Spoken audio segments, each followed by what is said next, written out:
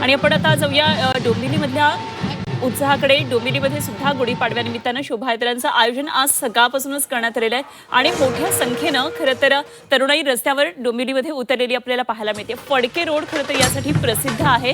लहानांपासून ते मोठ्यांपर्यंत सगळेच जण शोभायात्रेमध्ये वेगवेगळ्या खेळांचं सादरीकरण करत असतात। वेगवेगळ्या पद्धतीनं पारंपरिक वेशभूषेमध्ये सहभागी झालेले असतात। लहान मुलांचं हे लेझिम पथक आहे जे सर्वांचं आकर्षण ठरलेलं आहे आणि चिमुकल्यांचा तालबद्ध लेझिम सादरीकरणानं आता सगळ्यांचीच मनं जिंकून घेतल्याचं आपल्या पाहायला मिळतंय आणि त्यांच्याबरोबर संवाद साधलाय आमच्या प्रतिनिधी प्राची घाणेकर यांनी। डोंबिवलीच्या शोभायात्रेमध्ये बच्चे कंपनीने सहभाग घेतलेला आहे, कारण बच्चे कंपनी लेझिमच्या तालावर थिरकताना दिसतेय आणि बोल बजरंग बली की जय असा जयघोष करत हे सगळेच जण या शोभायात्रेमध्ये सहभागी झाल्याचं दिसतंय।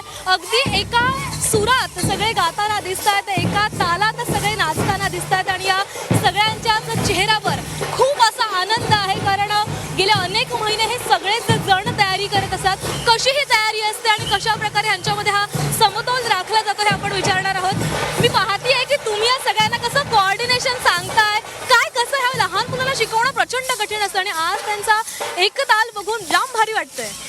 ते शिकवल्याला आपलं जर प्रेम शिकवताना दाखवलं तर सगळेच शिकतात का, कारण ही संस्कृती जर तुम्ही शिकायला घेताल तर ते आनंदाने करायला आपल्यालाही मजा येते। तर ह्यांना शिकवायला खूप मलाही आनंद होतो, कारण ह्या लोक इतके आनंदात ते घोषणा देणं वगैरे आम्हालाही खूप छान वाटतं। आपण काय या मुलांशी बोलणार आहोत। काय ताई कसं वाटतंय या शोभायात्रेमध्ये सहभाग घेतलाय? हो मस्त।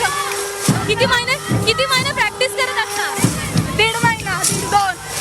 कसं वाटतं शाळेमधून वेळ काढून हे खेळायला मिळतं? हो मस्त, मजा येते। कसं वाटतंय ताई? मस्त वाटतंय लेझिम खेळताना? हो।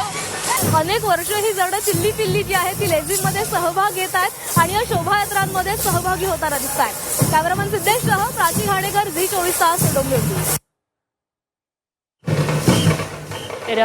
लेझिमच्या तालावर नाचताना ही बच्चे कंपनी आज डोंबिवलीमधल्या फडके रोडवरच्या दृश्यांमध्ये आपण पाहतो आहोत।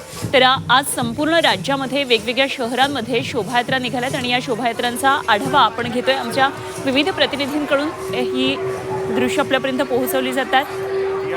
ते म्हणाले तर सुंदर असा हा सोनेरी रंगाचा फेटा घातलेली एक तरुणी सहभागी झाली आहे गिरगावमधल्या शोभायात्रेमध्ये आणि ती जितकी सुंदर आहे तितकीच तिची बाईक सुद्धा सुंदर सजवण्यात आलेली आहे आणि अशाच आगळ्या वेगळ्या पद्धतीनं शोभायात्रेमध्ये सहभागी होण्यासाठी या तरुणाईची कित्येक तरी दिवसांपासूनची तयारी असते। गुढीपाडव्याला निघणाऱ्या शोभायात्रा हे सगळ्यांचंच खरं तर आकर्षणाचं एक केंद्र असतं आणि म्हणूनच या शोभायात्रा पाहण्यासाठी आज संपूर्ण मुंबईतून उपनगरांमधून अनेक जण आज गिरगावमध्ये पोहोचलेले असतात।